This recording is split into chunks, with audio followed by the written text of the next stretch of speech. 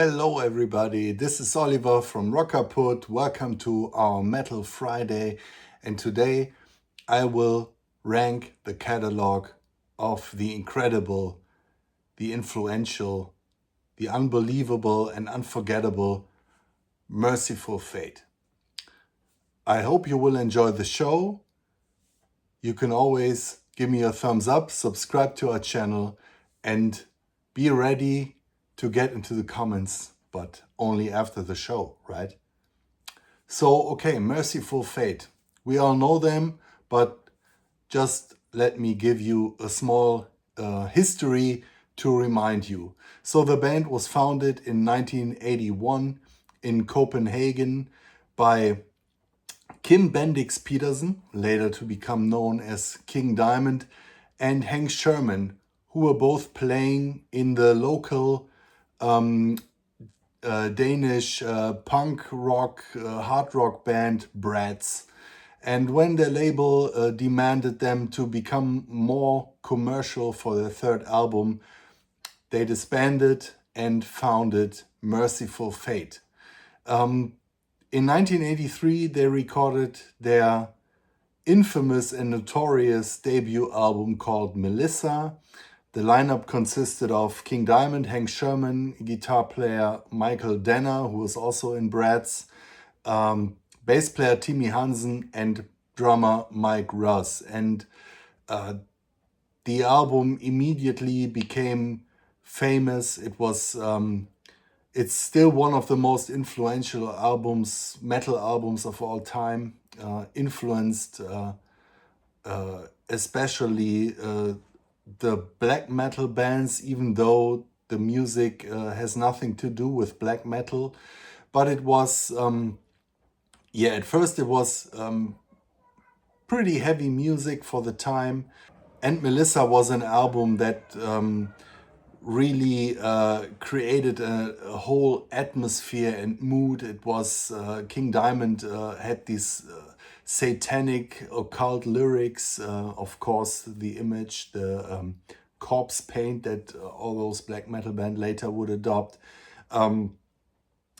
Very eerie music with lots of horror movie atmosphere, sound effects.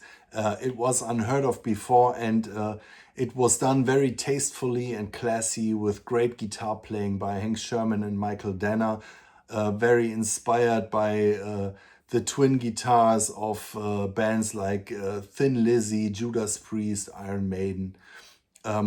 So very influential. 1 year later, the band released their second album, Don't Break the Oath, which was even better. But shortly after that, the band disbanded because King Diamond wanted to stay heavy while Hank Sherman wanted to go into a more commercial route. 8 years later, the band reunited and they released 4 or 5 albums after that. We will get into those. For now, let's get into the ranking. We have 7 albums. I knew each and every one of them except one, which I got into for this exercise. And it's my last place album. It's their final album called 9 from 1999. I don't know why it's called 9. I guess it's some occult stuff because it's their 7th album. The cover artwork is heavily reminiscent of their classic Don't Break the Oath album. So it got the hopes up of everybody. It's probably the heaviest album. It's pretty modern. The production is pretty modern, but it kind of lacks what made the early Mercyful Fate albums great. We will talk about this when we are going on. I think that especially King Diamond, he stretched himself a little thin in the mid to late 90s. He also did albums for, as a solo artist under the name King Diamond, of course. he put out lots of music, and I think that didn't really help his case. Still, Mercyful Fate haven't made a really bad album, or they haven't made a bad album. It's just that, yeah, well, in the later years, I think they became less and less memorable. And yeah, this one is pretty heavy and thrashy almost, but that's not what you want to hear from Mercyful Fate. So 9 is my number 7. On number 6, I have their second to last album from 1998 called Dead Again. And yeah, while doing this ranking, I struggled, especially with the last 3 albums, because I listened to them over and over again and couldn't really decide, do I like them? Do I dislike them? What's going on? And I realized that while listening to the albums, they are pretty okay, but once you turn them off or you listen to something else, you completely forget them.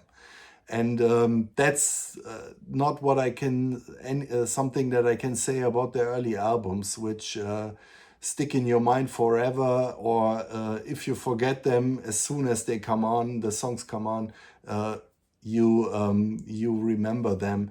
So yeah, Dead Again, like I said, not a bad album. I like the opener called Torture 1629.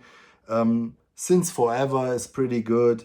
I like Banshee. I think that's my favorite track on the album. So it's not really bad. It's perfectly all right, but it isn't that memorable.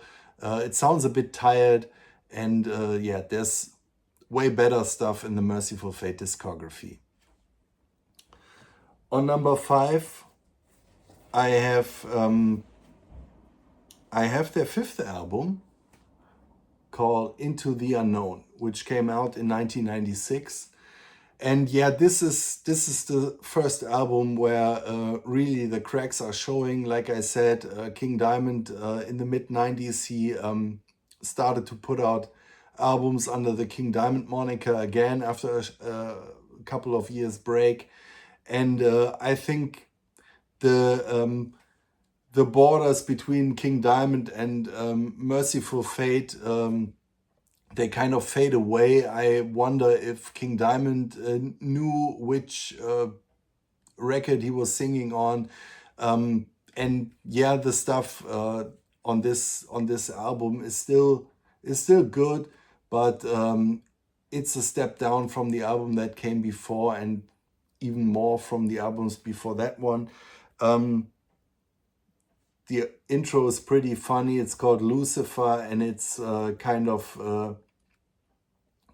the Our Father prayer turned satanic, so it's pretty funny.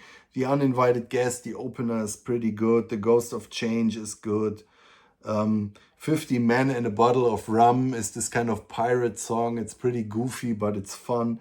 Into the Unknown. The songs aren't bad, but like I said before, it's less memorable than what came before. The cover artwork is extremely boring. So Into the Unknown from 96 is my number 5. On number 4, I have their 4th album from 1994, and it's called Time. And I think this is the last album where Mercyful Fate is firing from all cylinders, or on all cylinders.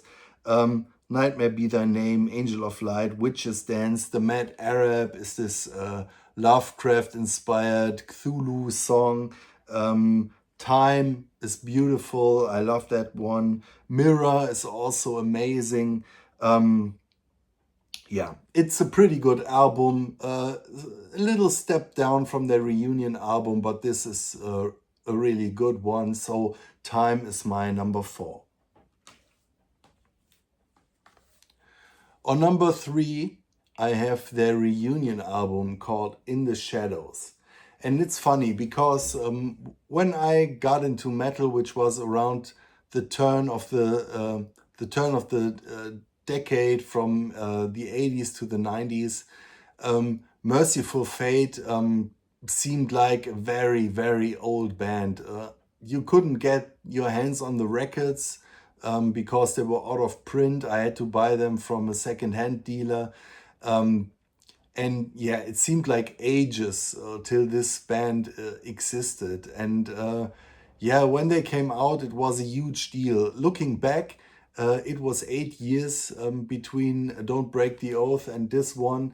That's about the time that Metallica or AC/DC need for a new album, so it doesn't seem that long anymore. But yeah, I have to say that this, when talking about the great reunion albums, this belongs right in the discussion because I think it's a gorgeous album. I mean, they didn't reinvent the wheel with this one, but it's so much fun listening to it. It's the perfect Halloween album. It's got this spooky atmosphere, but it's fun. King Diamond is just great. I know he's an acquired taste, and if you don't like his falsetto, I mean, Mercyful Fate and King Diamond are nothing for you, but I love it. And there are so many great tracks on this one. The opener, Egypt, the Bell Witch, the Old Oak, the first three are all great. Then we have the epic, The Legend of the Headless Rider, which is great. The sequel to the legendary title track of the debut called Is That You, Melissa? And they closed the album with a bonus track from their demo days called Return of the Vampire, and Lars Ulrich is playing drums on that one. So yeah, it's a gorgeous album, and it's better than anyone could have imagined. And yeah, I think we all know how disappointing these reunion albums can be. This is an exception to the rule. So In the Shadows is my number 3. My number 2 is their debut album called Melissa.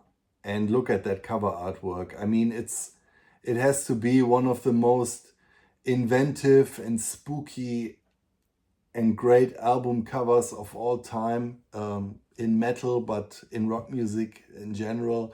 And this album was so influential. Yeah, it opened the doors for all the extreme metal bands who would come, even if this album is, yeah, traditional melodic heavy metal.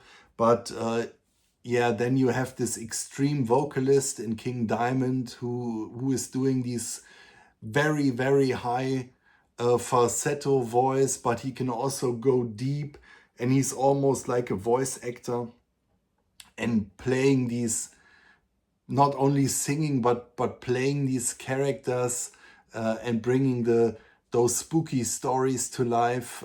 It's just a joy and amazing, and you have to listen to this album at least once. So many great songs. The opener, Evil, is an all-time classic. This one goes for Curse of the Pharaohs. Also an incredible song. Into the Coven inspired Tipper Gore to put this song on her, what was it called? Nasty 15 or something, I don't know. Yeah, then we have At the Sound of the Demon Bell and Black Funeral, 2 lesser tracks, I think. Satan's Fall is an absolute epic, clocking in at about 12 minutes. And then it closes with the title track, Melissa. So yeah, this is one for the books. Inspired countless bands. Inspired bands that if you listen to them, you wouldn't know that they were inspired by those guys, but that's how original they were. And yeah, love this album, and it belongs in every heavy metal collection. So if you don't have it, get on it. But in my opinion, they managed to put one album out that is even better. You all know which one it is, no secret anymore. It's their second album, Don't Break the Oath. Amazing cover artwork, I love that. And yeah, it's even better. The songwriting got even tighter, and the atmosphere is very dense and spooky and haunting. It's so much fun to listen to this album because there's so much going on. Kicks off awesome with A Dangerous Meeting. Then we have Nightmare, which is just, it's just crazy what's going on in this song. I love it. Desecration of Souls tells the story of two lovers who are making love on a grave. And of course, yeah, this leads to all kind of uh, evil stuff and spooky stuff. So I love King Diamond on that track. Two lovers, you must be insane. Um, yeah, it's just unbelievable. Night of the Unborn, also great. So the first side is all bangers throughout, and it goes on. The Oath is this epic track. Then we have Gypsy, which is this shorter song, also great. Welcome Princess of Hell, amazing.